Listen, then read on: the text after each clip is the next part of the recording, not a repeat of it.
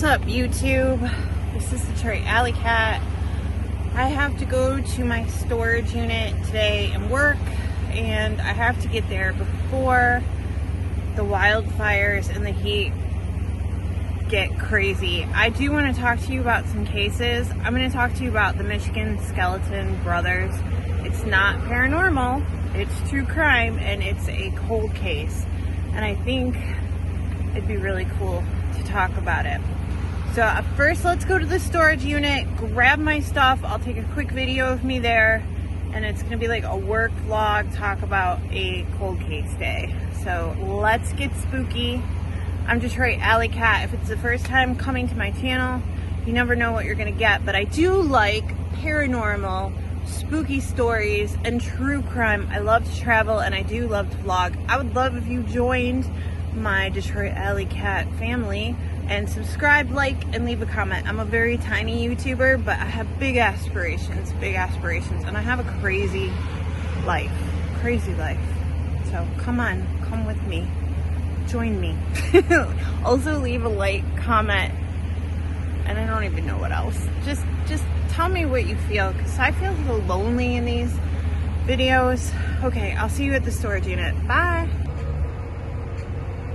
Alright, well, I'm at my storage unit, and it's already warming up, so I gotta hurry up. But have you ever heard of the Skelton brothers? Isn't that a cool name? I thought it was fake, but it is not. In the year 2010, 3 boys went disappearing. Their names were Andrew, Alexander, and Tanner, 9, 7, and 5. They disappeared over the Thanksgiving weekend in 2010 in Morenci, Michigan. Their bodies were never found of. Their father, John Skelton, was charged with 3 counts of open murder in November 2025, just before completing a 15-year sentence of unlawful imprisonment. And I definitely was reading that, but I want to go over some of the facts of this. However, we need to make some tracks and work in our daily life. So I'm going to open up this storage unit. We're gonna grab a pirate costume, a clam shell, and some other stuff. All right, let's do it. I honestly hate these storage units sometimes. I have to gather the costumes for Thursday and Saturday, and I'm gonna try to find a pirate costume. Wish me luck, guys. Ooh, it's rough. Hi, I'm back from the storage unit. I'm not gonna lie, I am having some anxiety. We have these Canadian forest fires going on, and there is all this smoke in my state right now, and it's all you can see. And I had to go get some water at the grocery store, and everybody is acting so weird. And it's just a lot of unsettling feelings. We just had that electric forest baby that was found in the porta potty. The heat wave around here has been like 100, and I even heard reports it went up to 106, which is unusual for Michigan. And now, you know, they say it's going to be overcast because of the fires, but it is so thick out there you can barely see through it. It's like a thick fog, and that's just scary. It's scary. Everybody's tense out there, and you know, I have anxiety. It's a very normal thing, but it's just so unsettling to walk around and everyone being quiet, just staring at each other. So, but I did want to talk about the Skelton brothers, because they've been on my mind, and it's crazy. They have a court case, or they did in May this year. Let's just talk about it. This woman, the mother, her name was Tanya, and her name now is Tanya Zuvers. It was Tanya Skelton, and skeleton is spelled like skeleton, but missing the E in the middle.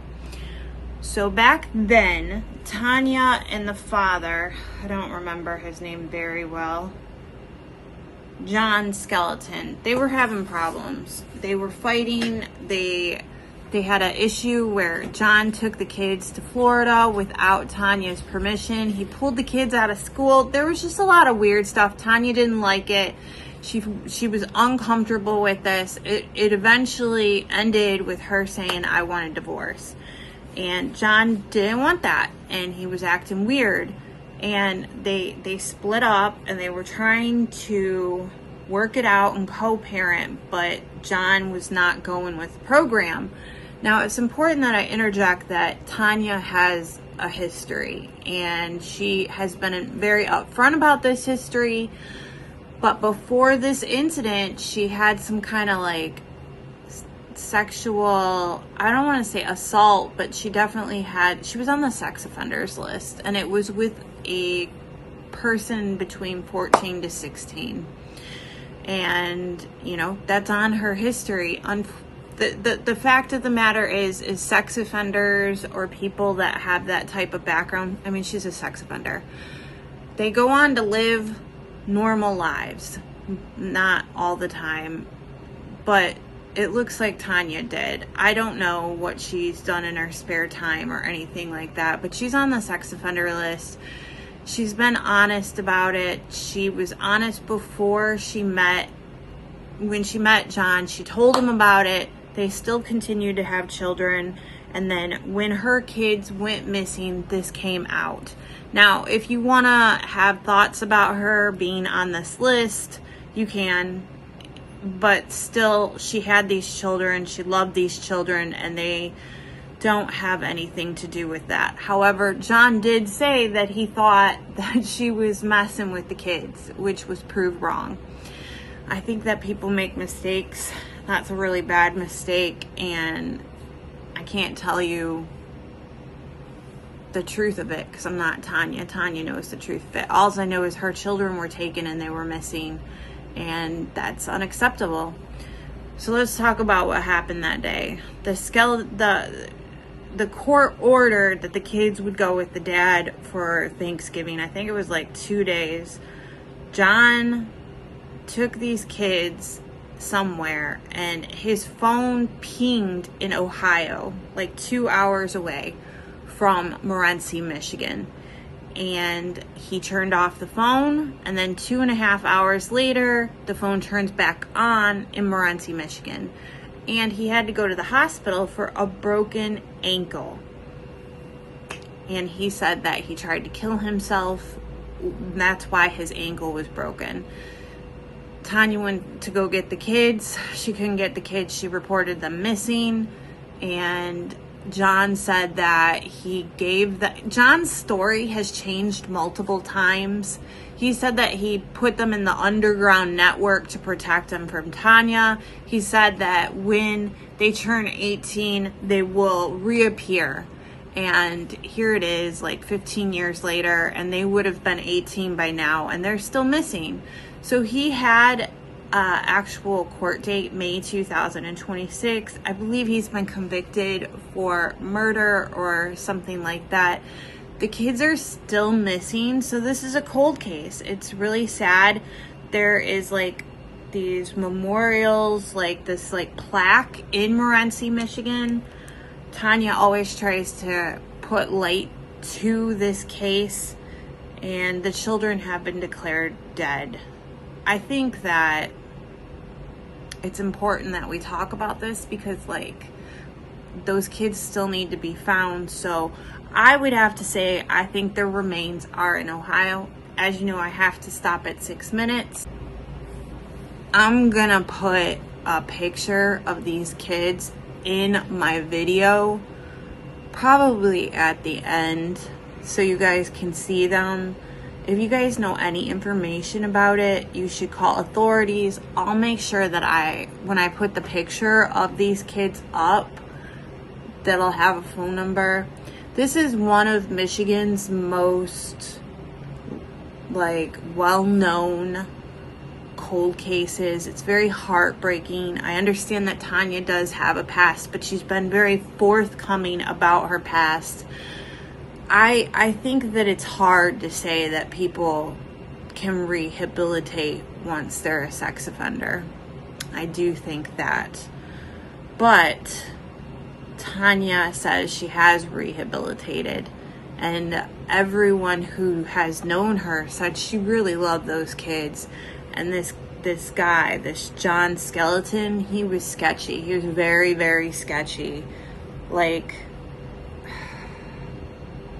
to give you my thoughts, I think that the kids have been unalived and are buried somewhere, and this man needs to like tell them where he put these babies so that everybody can not only have the remains and these children can come home and be buried properly, but everybody could have some closure on this case, because these kids, they left a hole in Morenci, Michigan, and everybody's, I mean, it's just a really sad case. 3 little kids, 9, 7, and 5.